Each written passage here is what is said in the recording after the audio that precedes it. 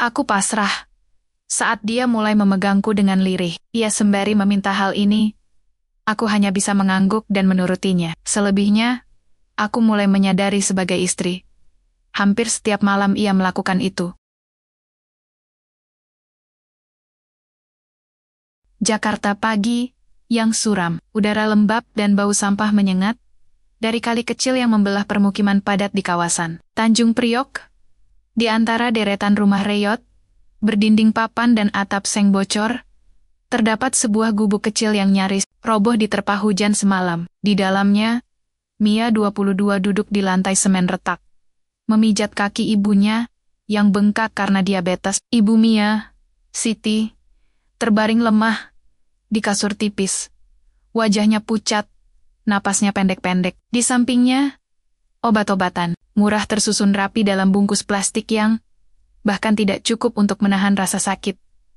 Ma, aku harus berangkat. Aku tinggalkan bubur di atas kompor.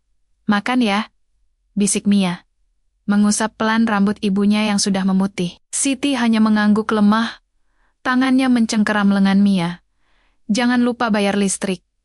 Jangan sampai diputus lagi. Mia mengangguk, menahan. Ishak, ibu dan ayahnya dulunya buruh pabrik. Hidup pas-pasan, tapi bahagia. Tapi setahun lalu, ayahnya tewas tertimpa material bangunan saat bekerja sebagai tukang lepas. Tidak ada asuransi, tidak ada warisan, hanya utang yang ditinggalkan. Sejak itu, Mia menjadi satu-satunya harapan keluarga. Ia bergegas keluar, mengenakan sepatu kanvas yang sudah retak di tumit, membawa tas kecil, berisi bekal nasi uduk dan botol air minum. Ia berjalan kaki selama 45 menit menuju halte. Lalu naik angkot yang penuh sesak, berdesakan dengan penumpang yang bau keringat dan emosi. Di tengah perjalanan, ponselnya bergetar pesan dari rentenir.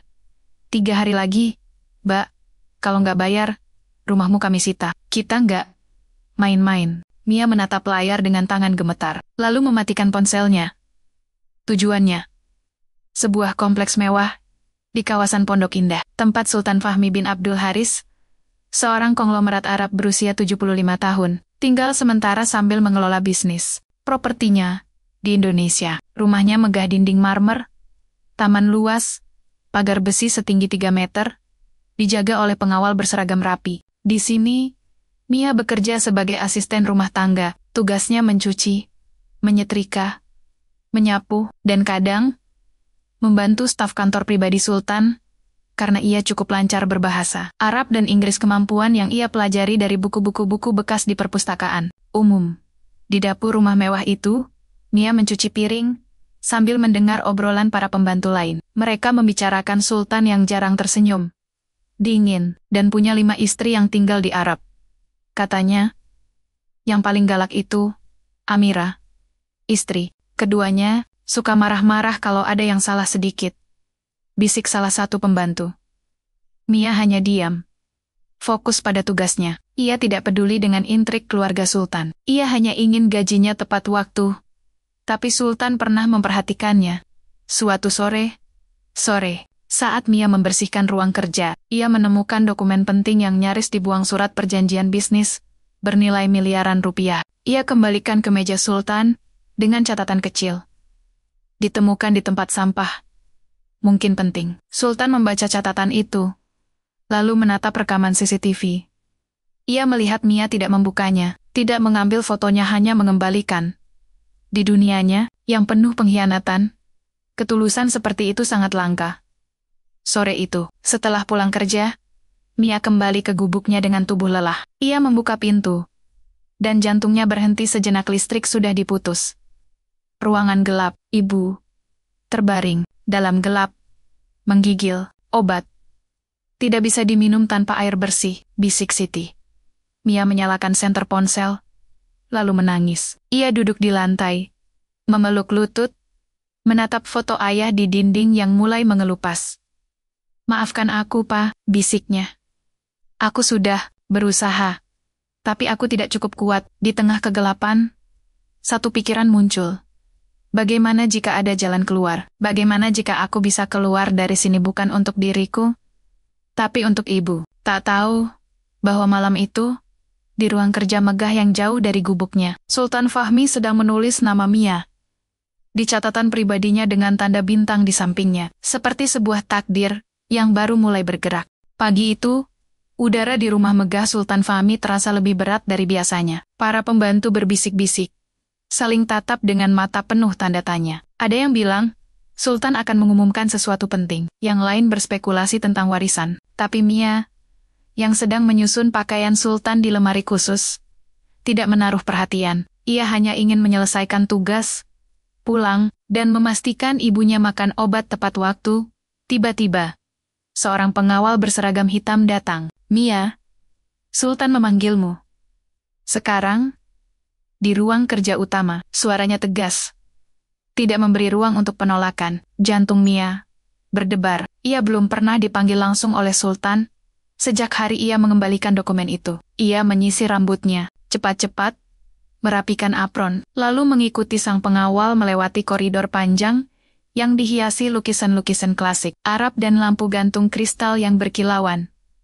Saat pintu ruang kerja terbuka, Mia terpana. Sultan Fahmi duduk di balik meja marmer besar, mengenakan jubah putih bersih dan sorban emas. Matanya tajam, wajahnya tenang, tapi ada sesuatu yang berbeda, aura yang jauh lebih berat dari biasanya. Di sampingnya, berdiri seorang pria tua berpakaian kokoh, Kiai Romli, tokoh agama yang sering datang untuk urusan keluarga Sultan. Duduk, kata Sultan dengan suara dalam yang menggema. Mia duduk di kursi kayu yang empuk, tapi terasa seperti duduk di atas bara api. Mia binti Siti Aminah. Mulai Sultan. Kau tahu mengapa kau dipanggil hari ini? Mia menggeleng pelan. Tangan berkeringat. Tidak, Yang Mulia, Sultan. Menatapnya, lama. Seolah membaca setiap lapis jiwa di balik matanya yang cekung, karena kurang tidur. Aku mengamati kau selama 3 bulan. Tidak pernah terlambat, tidak pernah mengambil lebih dari hakmu. Bahkan saat kau menemukan dokumen penting, kau tidak memanfaatkannya. Kau jujur, kau rendah hati, dan kau kuat. Mia terdiam, ia tidak mengerti arah percakapan ini. Karena itu, lanjut Sultan. Suaranya tiba-tiba mengeras, aku memutuskan untuk melamarmu menjadi istriku. Istri ke-6ku. Dunia seolah berhenti. Mia membeku, telinganya berdengung. Ia mendengar, tapi tidak percaya. Apa? Maaf, Yang Mulia, saya tidak mengerti. Kau mendengar dengan baik, kata Sultan. Tenang, aku ingin kau menjadi bagian dari keluargaku. Pernikahan akan dilangsungkan 3 hari lagi. Resmi secara agama dan hukum. Kau akan tinggal di sayap timur rumah ini. Dengan pengawalan dan fasilitas yang layak. Mia bangkit berdiri. Napasnya memburu. Tidak. Saya tidak bisa menerima ini. Saya bukan siapa-siapa. Saya hanya pembantu. Saya tidak mencintai Anda. Saya tidak bisa menikah dengan pria yang usianya seperti kakek saya. Suaranya pecah. Air mata mulai menggenang. Sultan tidak marah. Ia hanya menatapnya dengan mata yang penuh pengertian. Aku tidak memintamu untuk mencintaiku sekarang. Aku hanya memintamu untuk menerima posisi ini. Dengan pernikahan ini, kau akan mendapatkan status, keamanan, dan akses terhadap sumber daya yang bisa kau gunakan untuk dirimu dan untuk ibumu. Mia terdiam. Nama ibunya, seperti pisau, yang menusuk hatinya.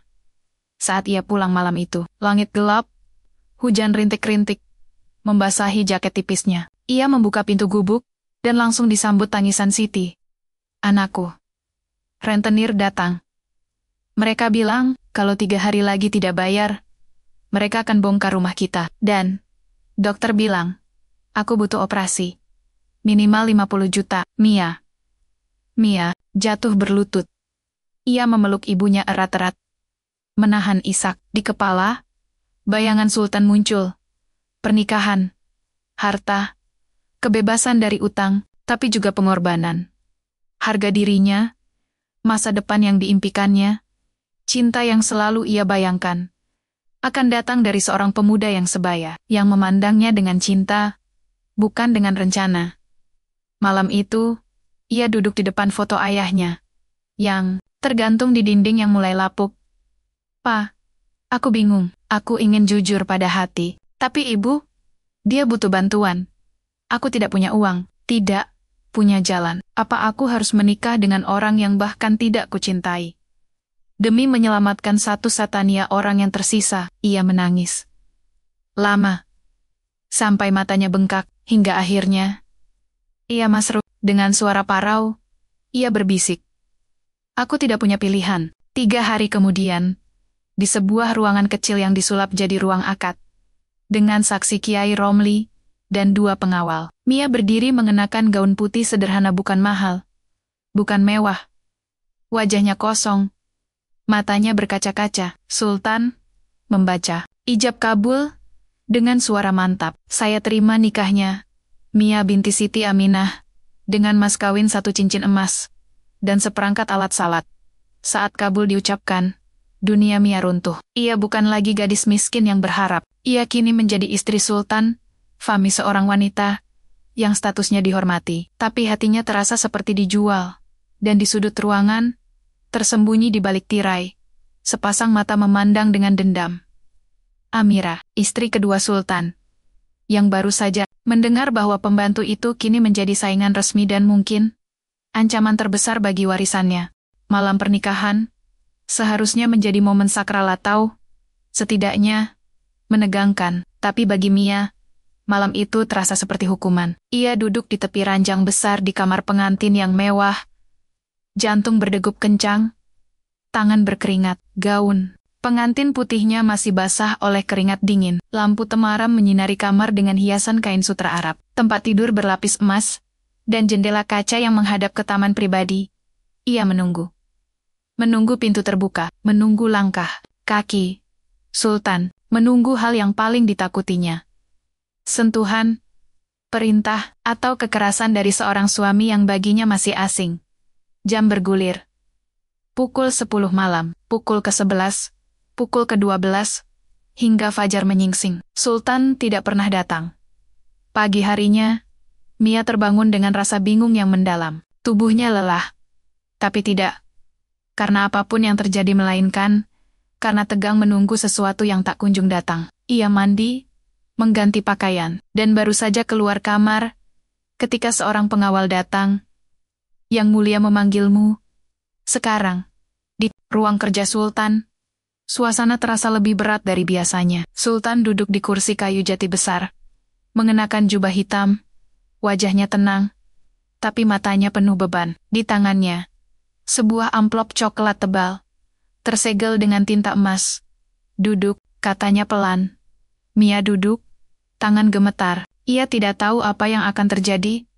Apakah ini hukuman, penyesalan, atau pengusiran?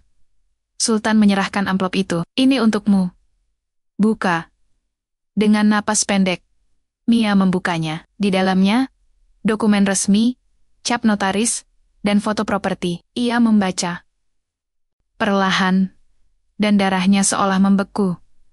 Surat wasiat. Sultan Fahmi secara resmi menunjuk Mia sebagai ahli waris utama atas seluruh asetnya di Indonesia, termasuk 5 gedung apartemen, 3 hotel mewah, dan saham mayoritas di perusahaan properti serta 1 apartemen mewah di Dubai yang bernilai puluhan miliar rupiah ini.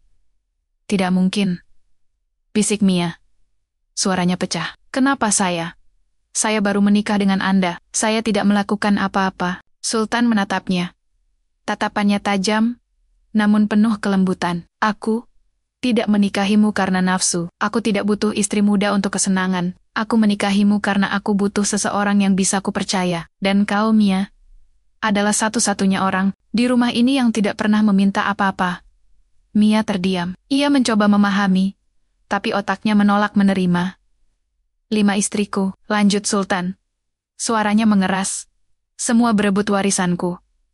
Anak-anakku saling menjatuhkan, pengawal, pengacara, bahkan saudaraku sendiri semua ingin mengambil bagian, tapi mereka tidak peduli padaku. Mereka hanya peduli pada uangku. Aku hidup di tengah orang-orang yang tersenyum di depan, tapi menusuk dari belakang. Ia berdiri, berjalan perlahan ke jendela. Aku menikahimu bukan untuk mencintaimu sebagai suami istri.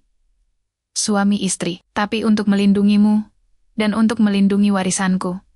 Kau adalah tamengku, tameng dari mereka yang ingin menghancurkanku. Dan jika suatu hari aku mati, kau akan menjadi orang yang paling berkuasa di antara mereka karena kau memiliki dokumen ini. Air mata mengalir di pipi Mia. Bukan karena bahagia, tapi karena hancur. Ia menyadari. Pernikahannya bukan tentang cinta, bukan tentang keluarga tapi tentang perang. Ia bukan istri. Ia adalah senjata. Tapi, mengapa saya? Tanyanya pelan. Kenapa tidak memilih salah satu anakmu, atau salah satu istrimu yang setia? Sultan menatapnya. Karena kau, jujur, kau miskin, tapi tidak tamak. Kau lemah, tapi kuat. Dan kau tidak tahu siapa aku sebenarnya, tapi kau tetap menghormati. Itu yang membuatmu berbeda. Mia pulang ke kamarnya dengan kaki terasa seperti timah. Ia duduk di tepi tempat tidur, memandangi surat wasiat itu, harta yang bisa mengubah hidupnya selamanya, tapi juga beban yang bisa membunuhnya. Malam itu, ia menulis di buku hariannya. Aku menikah bukan untuk dicintai, tapi untuk dimanfaatkan. Tapi mungkin, dalam dunia yang penuh dusta, dimanfaatkan oleh orang yang jujur, lebih baik daripada dicintai oleh orang yang berpura-pura. Tapi di luar kamarnya, bayangan bergerak. Amira, dari balik celah pintu, telah melihat semuanya. Ia menyaksikan Mia menerima amplop itu. Ia mendengar bisik-bisik pengawal. Mia sekarang lebih kaya dari kita semua. Di wajah Amira, senyum tipis muncul, bukan senyum bahagia, tapi senyum penuh racun. Kalau kau pikir kau aman karena jadi istri terbaru, bisiknya pelan, kau salah besar. Di rumah ini, darah tidak menangis, darah membunuh. Dan di kegelapan, ancaman mulai bergerak, bukan dengan senjata, tapi dengan diam-diam, makanan yang disimpan di dapur, surat yang tidak pernah sampai, dan kamera pengawas yang tiba-tiba mati di malam hari. Mia belum tahu, tapi malam pertamanya yang tidak terjadi, justru menjadi awal dari sebuah pertempuran yang jauh lebih mengerikan daripada yang pernah ia bayangkan. Hari-hari setelah pengakuan Sultan berlalu dalam ketegangan yang nyaris tak terlihat, tapi terasa di setiap napas. Mia kini tinggal di sayap timur rumah megah, Sultan sebuah suite mewah, dengan tempat tidur king size, kamar mandi marmer, dan balkon pribadi yang menghadap ke taman bunga. Tapi kemewahan itu tidak memberinya ketenangan. Justru, semakin tinggi tempatnya, semakin dalam beyang-beyang yang mengintai. Pertama kali ia merasa ada yang salah adalah saat makan siang. Ia menyantap nasi ayam yang disediakan dapur istana, tapi di gigitan terakhir, lidahnya merasakan rasa pahit yang aneh seperti logam. Ia memuntahkannya. Jantung berdebar. Ia membawa sisa makanan ke kamar, menyimpannya dalam wadah plastik. Apakah ini kebetulan, atau sengaja? Keesokan harinya, surat dari ibunya tidak datang. Padahal setiap minggu, Siti selalu menulis tentang obat, tentang tetangga, tentang harapan agar Mia baik-baik saja. Mia mencoba menelepon, tapi nomor ibunya tidak aktif. Ia panik, meminta izin ke pengawal untuk pulang sebentar, tapi mereka menolak. Perintah Sultan, kamu tidak boleh keluar tanpa pengawalan resmi. Dan tidak ada jadwal hari ini. Mia mulai curiga, bukan hanya pada makanan atau surat, tapi pada semuanya. Pengawal yang dulu ramah, kini menghindari tatapan matanya. Asisten dapur yang biasa menyapa, tiba-tiba diam saat ia lewat. Bahkan Kiai Romli, satu-satunya orang yang terasa netral, menatapnya dengan ekspresi prihatin seolah ingin berkata sesuatu, tapi takut. Lalu, media sosialnya hilang. Suatu pagi, Mia membuka ponselnya dan mencoba masuk ke akun Instagram Naya, tempat ia menyimpan foto-foto lama bersama ibu, ayah, dan masa kecilnya. Tapi akunnya tidak ada. Dihapus. Tidak ada notifikasi. Tidak ada peringatan. Hanya kehampaan. Ia mencoba memulihkan akun, tapi semua email dan nomor terdaftar telah diganti. Seolah-olah Mia, yang dulu pernah ada di dunia maya, telah dihapus. Dari muka bumi, ia mencoba menemui Sultan, tapi dihalangi oleh sekretaris. Beliau sedang rapat penting di Dubai. Tidak bisa diganggu. Mia merasa terisolasi, seperti burung dalam sangkar emas diberi makan, dihias, tapi tidak boleh berkicau. Puncaknya, datang 3 minggu setelah pernikahannya. Mia diizinkan pergi ke rumah sakit untuk menjenguk ibunya akhirnya. Setelah berhari-hari memohon, ia naik mobil pribadi Sultan, diantar 2 pengawal. Tapi saat melintasi jalan tol yang sepi, tiba-tiba sebuah batu besar dilemparkan dari jembatan penyeberangan. Duk! Kaca jendela samping pecah, serpihan kaca beterbangan. Salah satu pengawal berteriak, langsung menginjak rem, memutar arah. Mia menjerit, menutup kepala dengan tangan. Untungnya, mobil tidak terguling, tapi jantungnya berdebar seperti mau copot. Polisi datang, menyelidiki. Tapi, tidak ada CCTV di lokasi. Tidak ada saksi, dan pelaku lenyap. Mungkin anak-anak iseng, kata polisi. Tapi Mia tahu, ini bukan kebetulan, ini peringatan. Malam itu, ia kembali ke rumah Sultan dengan tubuh gemetar. Ia ingin langsung tidur, berharap semua ini hanya mimpi buruk. Tapi saat membuka pintu kamarnya, darahnya membeku. Kamarnya diacak-acak. Lemari dibongkar. Baju-baju berserakan di lantai. Kasur terbalik. Laci-laci terbuka, dan di tengah tempat tidur, tergeletak sebuah boneka kecil gadis kecil, berambut hitam, mengenakan gaun putih seperti pengantin, tapi wajahnya tergores. Matanya ditutupi kain hitam, dan di dadanya, ada noda merah pekat, seperti darah. Di bawah boneka, ada secari kertas yang dilipat rapi. Mia membukanya dengan tangan gemetar. Kau bukan istri, kau hanya tameng, kau bukan bagian dari keluarga ini. Dan seperti semua tameng, kau akan hancur. Kau tidak akan pernah melihat matahari sebagai pewaris. Kau akan mati seperti bayangan tanpa suara. Tanpa makam. Tulisan itu, tanpa tanda tangan. Tapi Mia tahu, ini dari Amira. Ia jatuh berlutut, menangis. Bukan karena takut, tapi karena lelah. Lelah menjadi kuat, lelah berpura-pura aman. Lelah melindungi ibunya dari jarak jauh.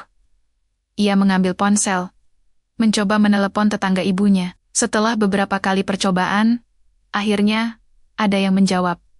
Mbak Mia, ibu kamu baik-baik saja. Tapi kemarin sempat demam tinggi, obatnya habis. Tapi kami tidak punya uang beli baru. Rumahmu juga hampir digusur karena listrik belum dibayar. Mia menangis meraung. Ia menatap foto ibunya di layar ponsel, wajah tua yang penuh cinta, penuh harapan. Dan di tengah air mata, sesuatu dalam dirinya berubah. Ia berdiri, menghapus air matanya, mengambil boneka itu, lalu meletakkannya di meja tepat di depan cermin. Aku tidak akan lari, bisiknya. Suaranya tiba-tiba dingin. Kau ingin melihatku takut? Aku akan membuatmu takut. Kau ingin menghancurkanku? Aku akan berdiri lebih tinggi dari sebelumnya. Ia membuka laptop, mulai mencatat semua kejadian, tanggal, waktu, makanan yang aneh, surat yang hilang, serangan, batu, penghancuran kamar. Ia menyimpan semua bukti foto, rekaman suara dari pengawal yang tidak sengaja bicara, dan salinan surat wasiat yang disimpan di brankas pribadi. Ia tidak tahu bagaimana caranya, tapi ia bertekad, ia tidak akan mati seperti bayangan. Ia akan menjadi badai. Karena sekarang, bukan hanya nyawa ibunya yang dipertaruhkan, tapi harga dirinya, masa depannya, dan warisan yang diberikan Sultan, bukan hanya harta tapi tanggung jawab. Di luar jendela, bulan bersinar pucat, dan di sudut koridor rumah mewah itu, bayangan Amira mengintai, memegang ponsel mengirim pesan ke nomor tak dikenal. Target mulai melawan. Waktunya beralih ke rencana B. Perang belum dimulai. Tapi pertempuran sudah dimenangkan oleh yang tidak takut mati. Setelah malam penghancuran kamarnya, Mia tidak lagi tidur dengan lampu mati. Ia memasang kamera kecil yang dibelinya diam-diam dari toko elektronik saat keluar dengan pengawal. Ia menyembunyikannya di balik vas bunga, mengarahkan ke pintu dan jendela. Ia juga mulai membawa catatan kecil kemonimana, mencatat setiap gerakan mencurigakan. Siapa yang mendekati makanannya? Siapa yang mengawasinya dari kejauhan? Siapa yang berbisik di sudut koridor? Namun, alih-alih terus menjadi korban, Mia memutuskan untuk belajar. Ia tahu, di dunia Sultan Fahmi, kekuasaan bukan milik yang paling keras, tapi yang paling tahu. Dan ia masih buta terhadap dunia bisnis, hukum warisan, dan politik keluarga yang rumit ini. Suatu pagi, setelah Sultan kembali dari perjalanan bisnis ke Dubai, Mia meminta audiensi, kali ini, tidak sebagai istri, tapi sebagai seseorang yang ingin memahami takdirnya.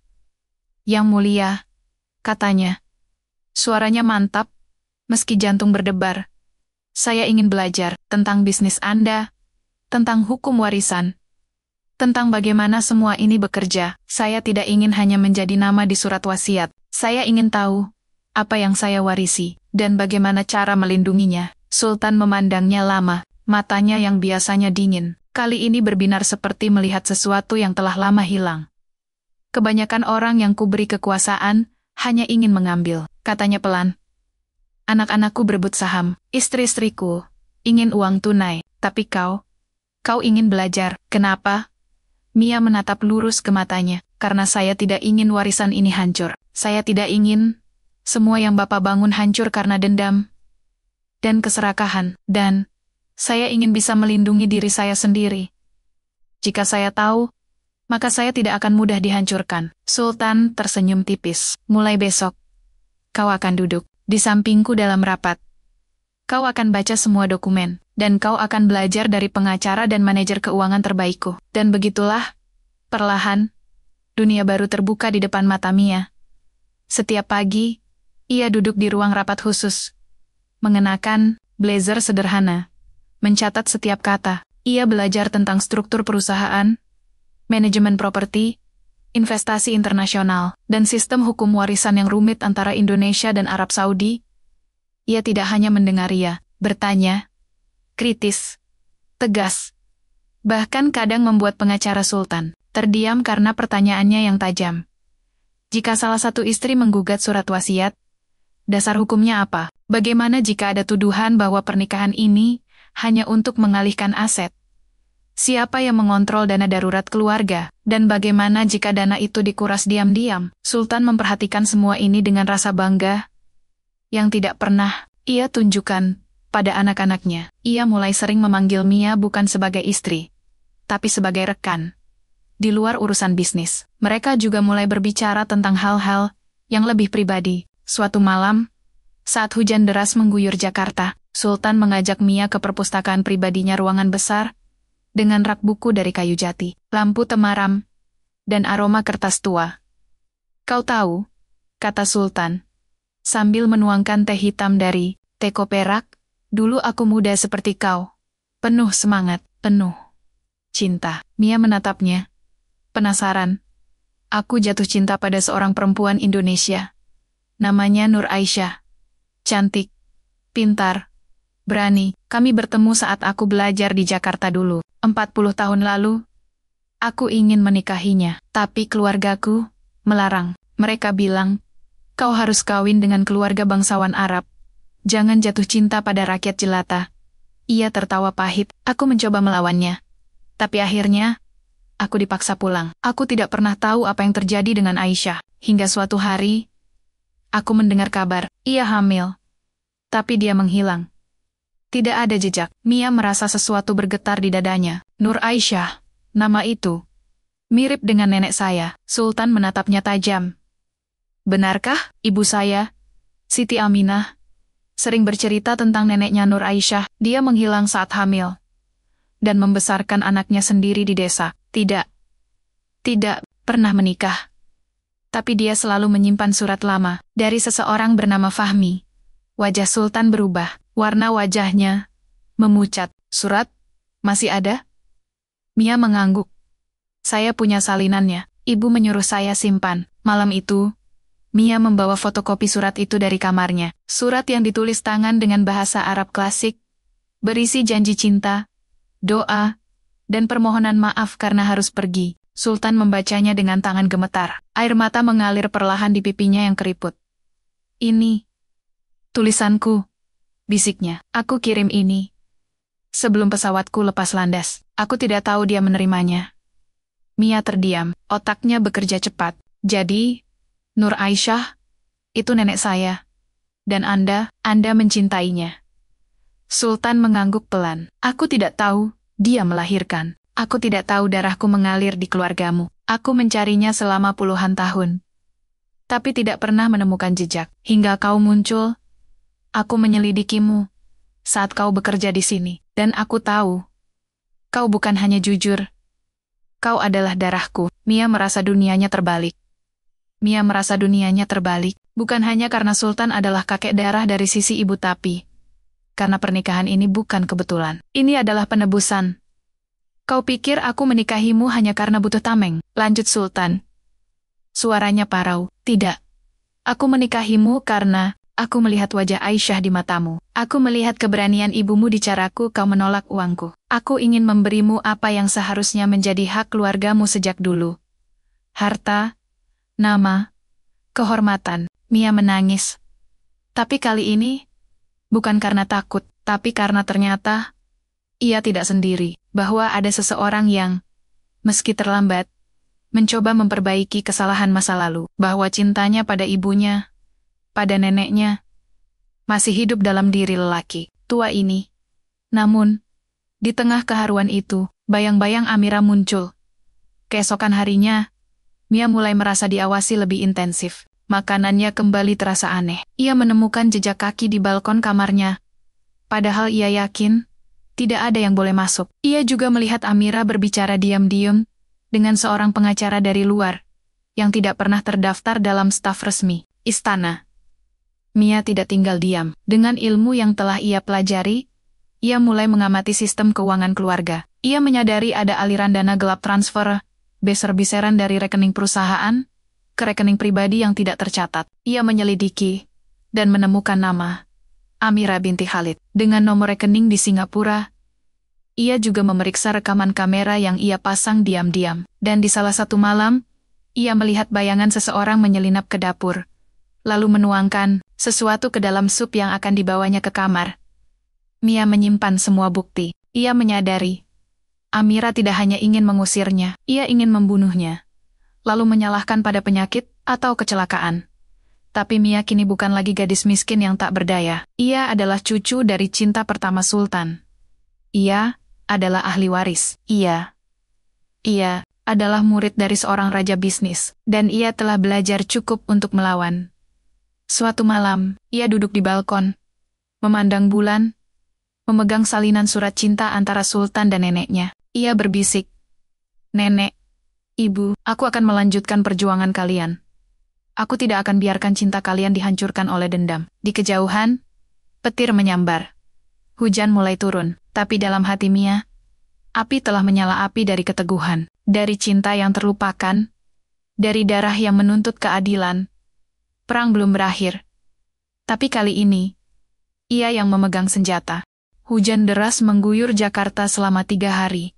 Tanpa henti, di dalam rumah megah Sultan Fahmi, suasana terasa semakin mencekam. Arus listrik sempat padam selama beberapa jam, membuat sistem keamanan digital lumpuh dan, di saat itulah, Mia menemukan kunci kecil tersembunyi di balik lukisan di koridor timur, tepat di dekat kamarnya. Kunci itu tidak tercantum dalam daftar inventaris rumah, tidak ada yang tahu keberadaannya.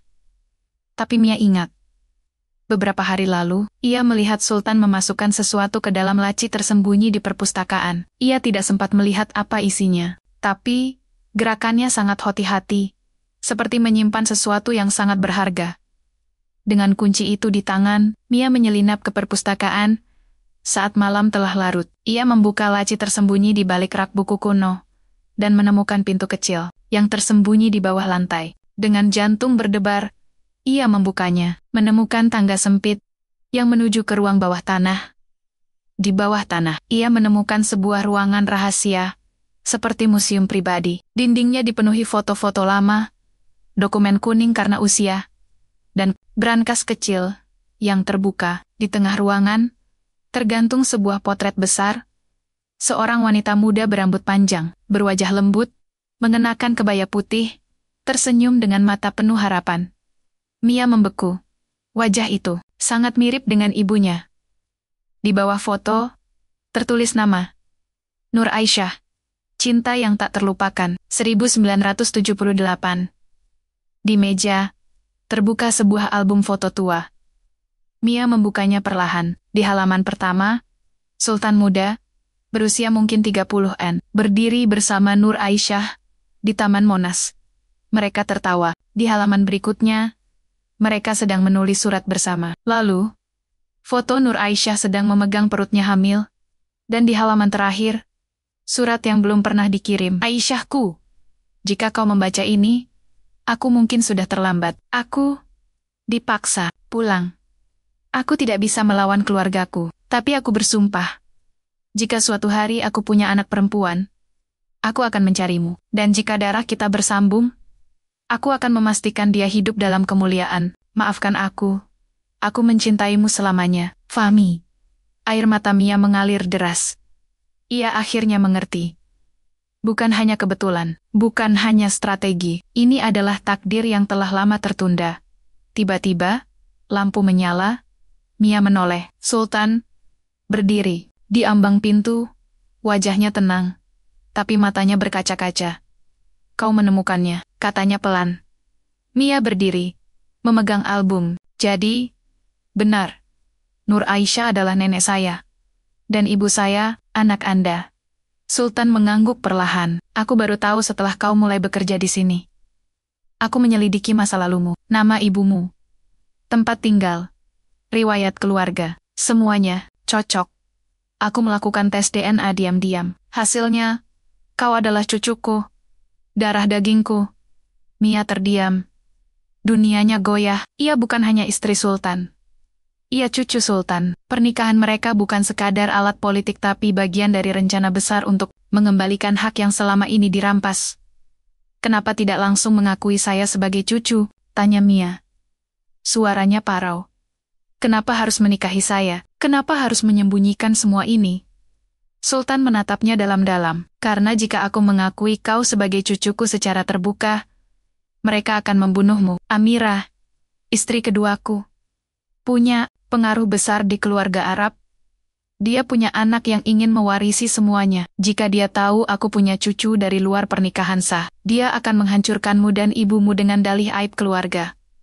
Ia menghela napas. Aku harus melindungimu. Dengan menjadikanmu istri, kau mendapatkan status hukum. Kau dilindungi oleh adat dan agama. Dan dengan surat wasiat, kau menjadi ahli waris sah meski bukan darah langsung. Aku tidak bisa mengubah sejarah, tapi aku bisa mengubah masa depan. Mia merasa seperti tersambar petir. Selama ini, ia mengira dirinya hanya alat, tapi ternyata ia adalah pusat dari sebuah rencana cinta yang tertunda selama 40 tahun. Namun, kebenaran itu juga membawa bahaya baru. Keesokan harinya, Mia menyadari bahwa kamera pengintainya telah dihapus. Ia mengecek brankas pribadinya, dokumen-dokumen penting tentang aliran dana gelap Amira, foto-foto bukti, salinan surat wasiat, semuanya raib. Hanya satu yang tertinggal. Secari kertas dengan tulisan tangan yang dingin. Aku tahu semuanya. Kau bukan istri. Kau bukan ahli waris. Kau hanya anak haram dari pelacur yang menghancurkan keluarga Sultan. Kau tidak punya hak. Dan aku akan pastikan kau mati sebelum kau bisa bicara. Tanda tangan di bawahnya. Amira tahu. Mia panik. Tapi kali ini ia tidak lari. Ia mengingat kata-kata Sultan.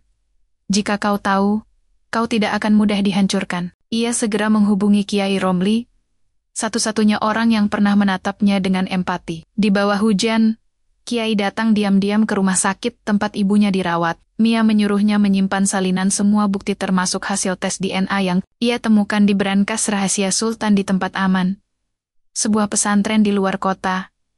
Lalu, ia pergi menemui pengacara Sultan, Tuan Bahrul, yang selama ini netral. Saya punya bukti bahwa Amira telah mengalihkan dana perusahaan ke rekening pribadi. Saya juga punya bukti bahwa ia mencoba meracuni saya. Dan saya punya dokumen yang membuktikan hubungan darah saya dengan Sultan. Tapi semua itu hampir hilang. Saya butuh perlindungan hukum sekarang.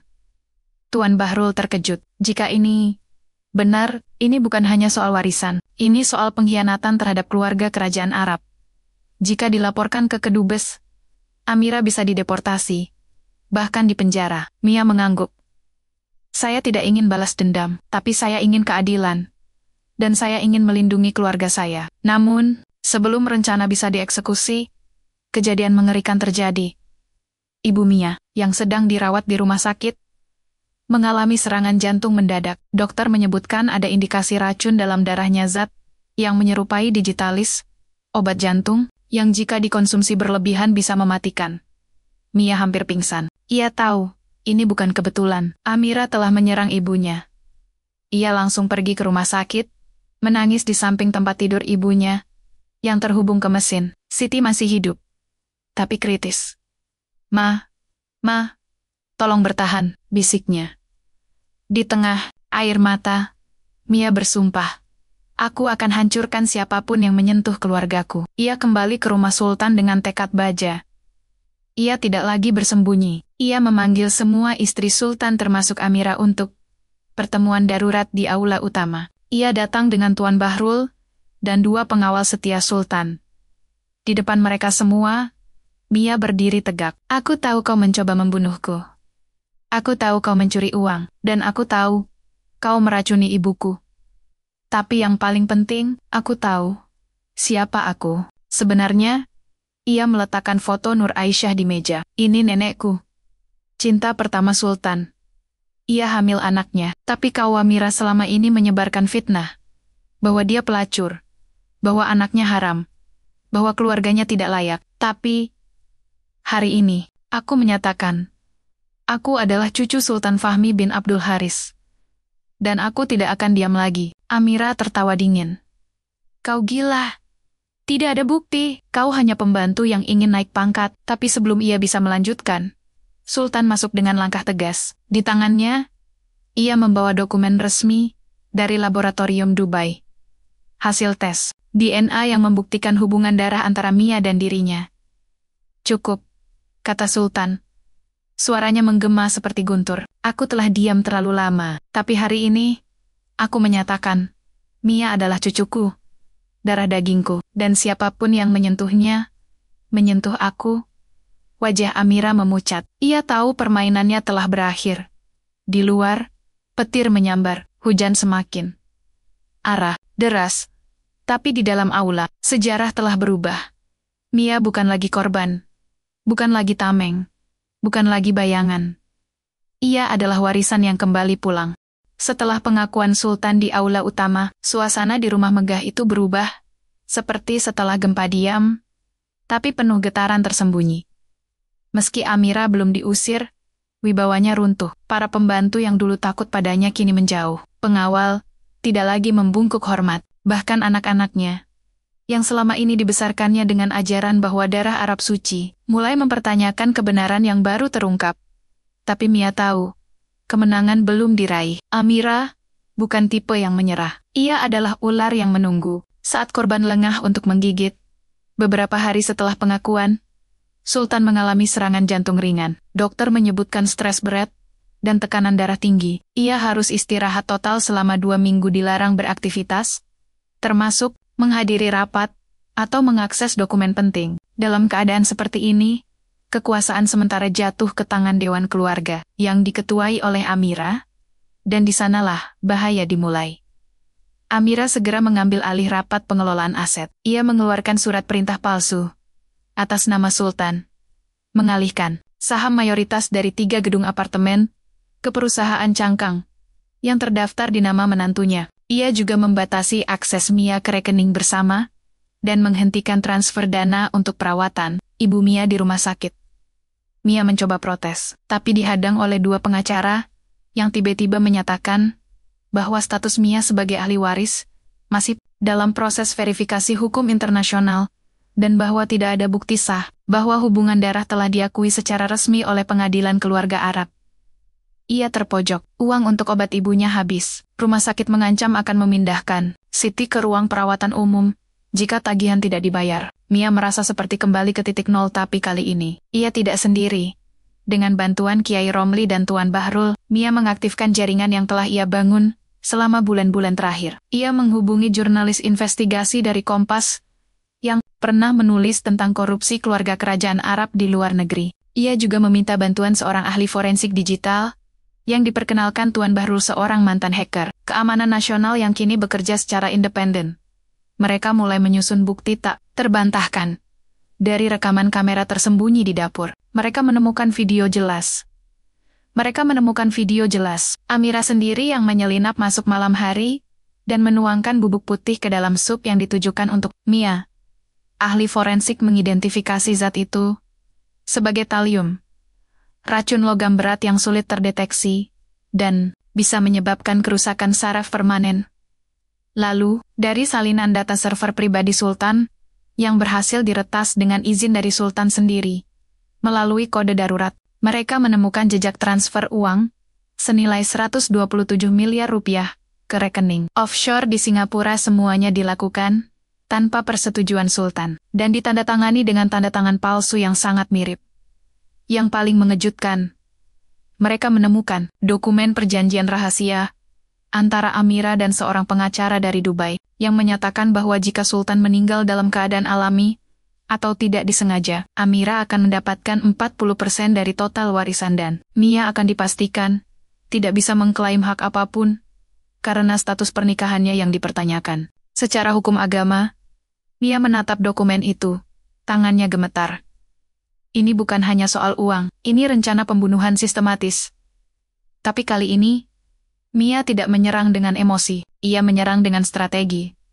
Ia meminta Tuan Bahrul menghubungi Kedutaan Besar Arab Saudi di Jakarta. Dalam pertemuan tertutup, Mia menyerahkan semua bukti, hasil tes DNA, rekaman video, dokumen transfer, dan perjanjian gelap.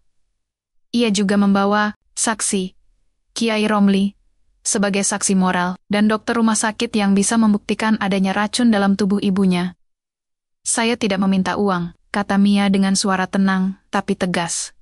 Saya meminta keadilan dan perlindungan hukum atas warisan yang sah diberikan oleh Sultan Fahmi bin Abdul Haris yang merupakan warga negara Saudi dengan status bangsawan. Jika keluarga kerajaan mengetahui bahwa salah satu istri melakukan pengkhianatan besar seperti ini, saya yakin mereka akan mengambil tindakan.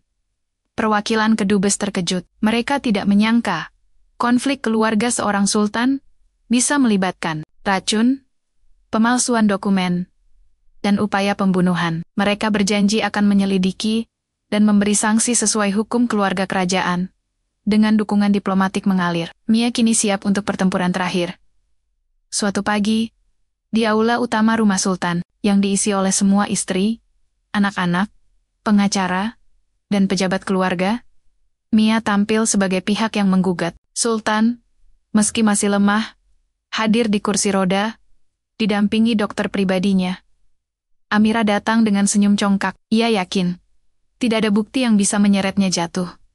Tapi saat Mia membuka laptop dan menayangkan rekaman kamera dapur, wajahnya langsung memucat. Suara hening, semua mata tertuju pada layar. Amira mengenakan jubah malam, menuangkan bubuk ke dalam mangkuk, lalu tersenyum puas. Mia berdiri. Ini adalah bukti bahwa Anda mencoba meracuni saya, bukan sekali, tapi 3 kali. Dan bukan hanya saya, ibu saya, yang tidak bersalah, juga diracuni dengan zat yang sama. Dokter telah mengonfirmasi adanya telium dalam darahnya. Ia melanjutkan, menampilkan dokumen transfer dan perjanjian gelap. Anda mencuri uang Sultan. Anda memalsukan tanda tangannya, dan Anda membuat perjanjian untuk mendapatkan warisan dengan cara ilegal. Ini bukan hanya pengkhianatan terhadap keluarga, ini kejahatan finansial berat. Amira berdiri, berteriak, palsu, semua ini rekayasa, kau hanya ingin menghancurkanku karena dendam. Tapi, sebelum ia bisa melanjutkan, perwakilan Kedubes Saudi masuk. Dengan suara formal, ia membacakan keputusan sementara. Berdasarkan bukti yang sah dan telah diverifikasi, Amira binti Khalid dinyatakan tidak lagi diakui sebagai istri sah Sultan Fahmi mulai hari ini. Semua hak waris dan akses ke aset keluarga dicabut, rekening offshore dibekukan, dan kasus ini akan diserahkan ke pengadilan keluarga kerajaan di Riyadh untuk penyelidikan lebih lanjut. Amira terjatuh di kursinya. Matanya kosong, ia menatap Sultan, memohon. Sayangku, kau tidak bisa melakukan ini padaku. 30 tahun aku setia. Sultan menatapnya dingin. Setia, kau telah mencuri dari rumah ini. Kau mencoba membunuh cucuku. Kau bukan istri. Kau pengkhianat. Ia menoleh ke Mia. Dan kau telah membuktikan bahwa kau layak, bukan karena darah, tapi karena hati. Di luar, hujan reda, langit mulai cerah. Tapi bagi Mia, perang belum benar-benar berakhir. Karena kekuasaan yang baru diraih harus dijaga dengan kebijaksanaan, bukan dendam. Setelah pengusiran Amira, ketenangan perlahan kembali menyelimuti rumah megah Sultan Fahmi. Namun, bukan ketenangan yang lahir dari kemenangan, melainkan dari kelelahan yang mendalam. Setiap sudut istana seakan masih menyimpan bayang-bayang konflik, jejak kaki yang pernah mengintai di malam hari, tirai yang pernah dibuka diam-diam, dan dinding yang pernah mendengar bisikan-bisikan racun. Tapi kini, angin yang berhembus dari taman membawa aroma melati yang segar, seolah bumi ikut bernafas lega. Namun, kemenangan Mia tidak datang tanpa luka. Beberapa minggu setelah kejatuhan Amira, Sultan mengalami serangan jantung kedua kali ini. Lebih parah. Lebih parah, dokter menyatakan bahwa jantungnya telah melemah karena stres berkepanjangan. Dan ia hanya punya waktu beberapa minggu, mungkin kurang. Ia menolak dirawat di rumah sakit, memilih tetap di rumahnya, di tempat yang penuh dengan kenangan dan di samping orang yang kini ia anggap sebagai darah dagingnya, yang paling ia cintai, Mia. Mia merawatnya siang malam. Ia yang dulunya takut menyentuhnya, kini dengan lembut memijat tangannya yang kaku, membacakan surat-surat lama dari masa muda Sultan, bahkan menyanyikan lagu-lagu tradisional Arab yang dulu sering dinyanyikan Nur Aisyah yang ia pelajari dari rekaman tua di ruang bawah tanah. Suatu malam, saat hujan rintai-kerintik membasahi jendela kamar Sultan, sang Sultan membuka mata yang redup. "Mia," panggilnya pelan. "Saya di sini, kakek," jawab Mia, memegang tangannya. Ia sudah tidak malu lagi menyebutnya demikian. Kata itu, kini, penuh cinta, bukan takut. Sultan tersenyum tipis. "Aku tidak pernah bermaksud membuat hidupmu seperti ini. Aku ingin melindungimu, tapi justru menyeretmu ke dalam badai." Mia menggeleng. "Tidak, kakek. Anda menyelamatkan saya, bukan hanya dari kemiskinan, tapi dari rasa tak berharga. Saya dulu merasa seperti debu, tapi Anda menunjukkan bahwa saya punya arti, bahwa saya punya tempat." Air mata mengalir di pipi keriput Sultan. "Aku menikahimu karena aku butuh tameng, tapi aku mencintaimu karena kau membuktikan bahwa kau lebih dari itu. Kau tidak hanya kuat, kau bijaksana, dan kau membuatku merasa seperti manusia lagi, bukan raja yang dikelilingi pengkhianat, tapi kakek yang dikelilingi kasih." Ia menarik napas berat. "Aku tidak akan lama lagi, tapi sebelum aku pergi, aku ingin kau tahu, warisan bukan hanya tentang uang, tapi tentang nilai. Aku menunjukmu, bukan karena darah, tapi karena hati. Kau satu-satunya yang tidak tergoda oleh kekuasaan. Kau ingin memperbaiki, bukan menghancurkan." Mia menangis. Tapi kali ini, bukan karena sedih semata, tapi karena penuh syukur. Ia yang dulu menolak pernikahan, karena tidak ingin dicintai karena uang, kini justru diterima karena kejujuran bukan kekayaan. Beberapa hari kemudian, Sultan mengumpulkan semua anak dan cucunya termasuk mereka yang dulu meragukan Mia. Di tengah aula, Sultan membacakan amanat terakhirnya, yang direkam secara resmi dan disaksikan notaris, serta perwakilan kedubes Saudi. Dengan kesadaran penuh dan hati yang tenang, aku menyatakan bahwa Mia binti Siti Aminah adalah pewaris utama seluruh asetku di Indonesia dan Dubai. Ia juga ditunjuk sebagai penjaga warisan keluarga, dengan wewenang penuh atas semua keputusan bisnis dan filantropi. Jika ada yang membantah, maka ia bukan lagi bagian dari keluarga ini. Ia menatap Mia. "Gunakan kekuasaan ini bukan untuk balas dendam, tapi untuk membawa cahaya. Seperti yang nenekmu lakukan, seperti yang ibumu lakukan, seperti yang kau lakukan." 3 minggu setelahnya, pada suatu pagi yang tenang, Sultan Fahmi bin Abdul Haris pergi dengan damai dalam pelukan Mia, sambil mendengarkan rekaman suara Nur Aisyah yang ditemukan di kaset tua, sebuah lagu cinta Arab yang berjudul Anta Gali, Kau Berharga. Pemakamannya digelar dengan upacara kehormatan kerajaan di Arab Saudi, dihadiri oleh pejabat tinggi, keluarga bangsawan, dan perwakilan pemerintah Indonesia. Tapi yang paling mencuri perhatian adalah sosok seorang wanita muda, berpakaian sederhana, mengenakan cadar hitam tipis, berdiri paling depan bukan sebagai janda, tapi sebagai pewaris sah, simbol harapan, dan wajah baru dari sebuah dinasti yang pernah hancur oleh ambisi. Ketika kembali ke Jakarta, Mia tidak memilih hidup mewah tanpa makna. Ia menggunakan sebagian besar warisan untuk mendirikan Yayasan Cahaya Nur, sebuah lembaga yang membantu perempuan miskin, anak jalanan, dan korban kekerasan keluarga. Ia menyewa gedung bekas milik Amira yang disita oleh pengadilan dan mengubahnya menjadi pusat pelatihan keterampilan, klinik kesehatan gratis, dan asrama pelajar putri dari keluarga tidak mampu. Di pintu utama yayasan, terpampang prasasti perunggu, dari bayangan menuju cahaya. Untuk mereka yang pernah diinjak, tapi tetap berani bermimpi. Ia juga memastikan ibunya dirawat hingga sembuh total.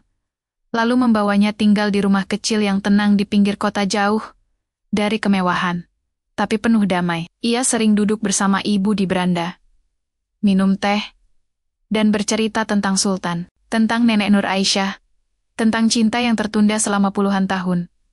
Namun, hidup Mia tidak luput dari ancaman. Beberapa bulan kemudian, ia menerima sebuah paket tanpa pengirim. Di dalamnya, boneka kecil yang mirip dengan yang pernah ditinggalkan Amira, tapi kali ini, di tangannya memegang secari kertas. Permainan belum berakhir.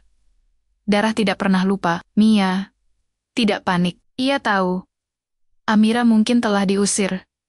Tapi pengaruhnya masih ada. Anak-anaknya, menantunya, bahkan pengacaranya semua bisa menjadi ancaman. Tapi kali ini, ia tidak sendiri. Ia memiliki tim keamanan pribadi, jaringan hukum internasional, dan dukungan publik yang luas. Ia membakar surat itu di halaman belakang, sambil berbisik, "Aku tidak takut lagi, aku bukan bayangan.